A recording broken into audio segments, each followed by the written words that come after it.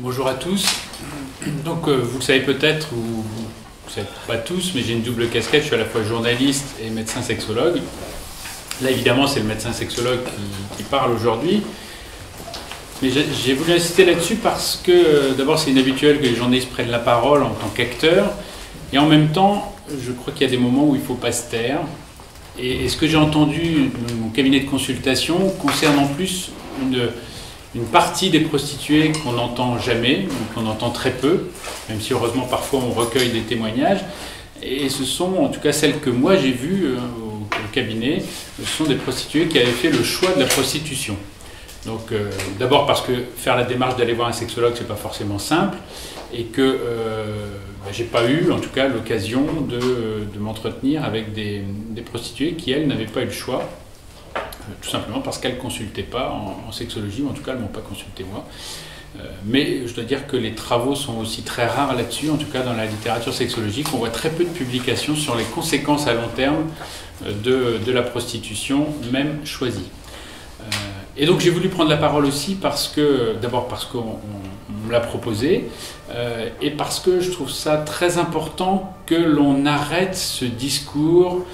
qui est il y aurait une mauvaise prostitution et une bonne prostitution pour les femmes qui se prostituent, celles qui ne seraient pas choisies, qui seraient évidemment à combattre, et celles qui seraient choisies et qui finalement n'auraient pas de conséquences.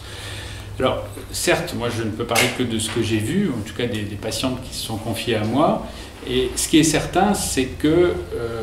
eh bien, c'est pas simple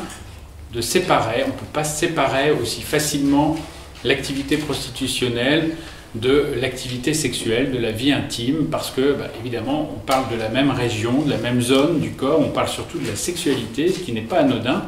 Sexualité, c'est pas quelque chose de simple, c'est pas quelque chose de facile, ça l'est pas dans la vie de tous les jours pour tout le monde, et ça l'est encore moins quand on a connu des traumatismes et la violence qu'implique souvent la prostitution. Je dirais même qu'il y a un élément surajouté qui complique encore la prise en charge des personnes qui ont connu la prostitution ou qui ont choisi à un moment de leur vie la prostitution, c'est justement le fait de l'avoir choisi. Je ne suis pas juriste, donc je ne vais pas dire que c'est une circonstance aggravante, mais en tout cas c'est clairement pour un thérapeute quelque chose qui complique encore, parce que le fait d'avoir choisi cette activité pour ces femmes fait qu'elles ont du mal à entrer dans la démarche de victime, de se reconnaître comme avoir été à un moment victime de violence par certains clients par exemple, d'avoir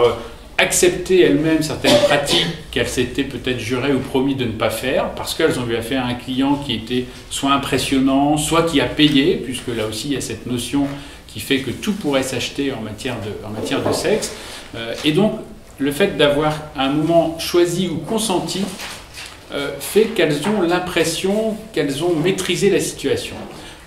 Or, il est évident en matière de sexe qu'à partir du moment où l'un des deux partenaires impose quelque chose à l'autre,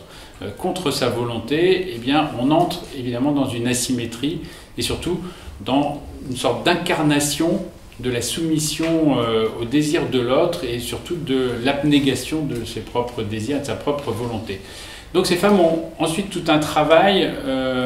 à la fois sur le plan émotionnel, sur le plan corporel, pour réinvestir leur corps, pour retrouver, j'allais dire presque faire la paix avec leur corps, c'est-à-dire reconsidérer que leur corps est quelque chose qui peut leur apporter des satisfactions, de la joie, du plaisir, que leur sexualité elle-même peut être un domaine d'échange partagé, d'intimité, de don, puisque là on est vraiment dans la sexualité, en tout cas plus heureuse, on est vraiment dans le don et non pas dans la vente, et donc faire tout ce travail de réappropriation de leur propre corps et de leur propre désir, ce qui là n'est déjà pas quelque chose de simple pour tout le monde, mais qui l'est encore plus pour les prostituées, en tout cas celles dont je parle là, mais difficile aussi pour les prostituées qui n'ont évidemment pas eu le choix, qui est donc de réconcilier son corps avec son esprit et avec ses désirs.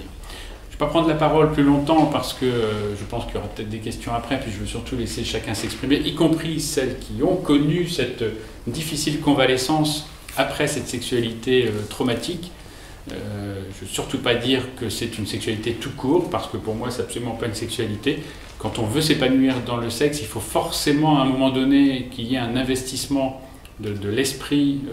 peut-être aussi du cœur, voire plus, hein, spirituel pour certains et certaines, mais certainement pas d'un acte mécanique complètement déconnecté. Donc évidemment non, travailler avec son sexe n'est pas quelque chose de banal, c'est pas quelque chose d'anodin, et je pense qu'il fallait à nouveau réinsister là-dessus.